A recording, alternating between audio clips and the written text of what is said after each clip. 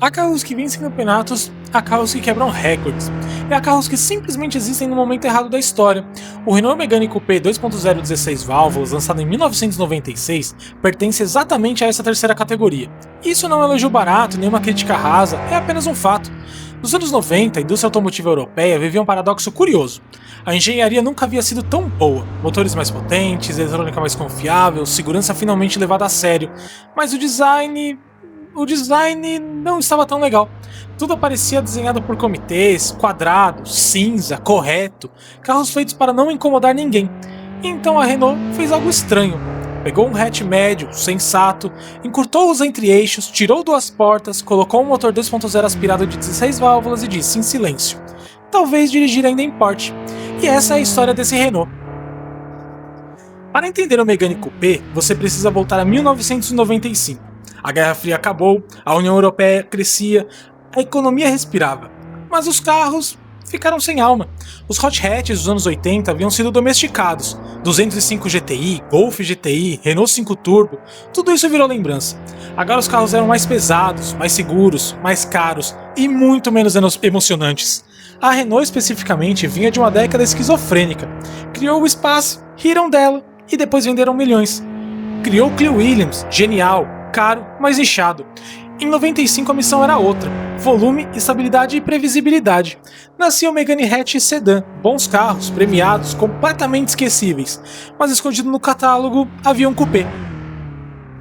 E aqui está um detalhe crucial: o Megane Coupé não era apenas um hatch sem portas traseiras, ele era 13 cm mais curto, com entre-eixos reduzidos e proporções próprias. Era um carro que parecia ter sido criado por uma equipe que ainda acreditava que dirigir podia ser prazeroso, não apenas um deslocamento. O responsável por isso tinha nome: Patrick Lequement, um designer que odiava a ideia de que todos os carros precisariam parecer iguais. Enquanto o Golf parecia desenhado com uma régua, o Megane tinha curvas reais. Linha de teto fluida, traseira quase fastback, faróis agressivos, capô largo e baixo. Era um carro que parecia rápido mesmo parado. E então vem o coração. Debaixo do capô, o F7R, um bloco 2.0 aspirado de 16 válvulas com bloco de ferro e cabeçote de alumínio, 147 cavalos a 6.000 RPM, o mesmo DNA do Clio Williams. Nada de turbo, nada de truques, apenas engenharia honesta. Em 96, num carro de pouco mais de 1.090 kg, isso significava um 0 a 100 de 8.6 segundos, resposta imediata, caráter. Hoje parece pouco, na época era diversão garantida. A Renault sempre soube fazer suspensão. Na frente, McPherson. Atrás, um sofisticado sistema de 4 barras de torção. Isso dava ao carro estabilidade em curvas rápidas, traseira viva, comportamento previsível. Não era um kart, mas também não era um eletrodoméstico. Freios a disco nas 4 rodas, ABS de série, direção hidráulica com algum feedback, raridade na época. Era um conjunto pensado para quem gosta de dirigir, não apenas de chegar. Em 1996, o mercado estava cruel. O Megane Coupé entrou numa briga impossível. Peugeot 406 Coupé, desenhado pela Pininfarina, Honda Prelude, VTEC tecnológico futurista, Peugeot 306 S16, mais potente e mais focado, VW Corrado VR6, 6 cilindros, status, e o Renault era competente. E isso no mercado de coupés não basta, não era radical, não era premium, não era um ícone, ficou preso no limbo. Aqui está a parte que os números não contam. Quem teve um, gostava. O F7R girava limpo, subia de giro com vontade, tinha som mecânico, cru. O câmbio manual de 5 marchas era preciso, nada japonês, mas muito melhor que o padrão francês médio. O carro aceitava brincar com transferência de peso, entrava em curva com vontade, avisava antes de sair. Era um carro honesto. Claro, não era perfeito. Problemas elétricos apareciam, sensores temperamentais, vidros lentos, imobilizador mal-humorado.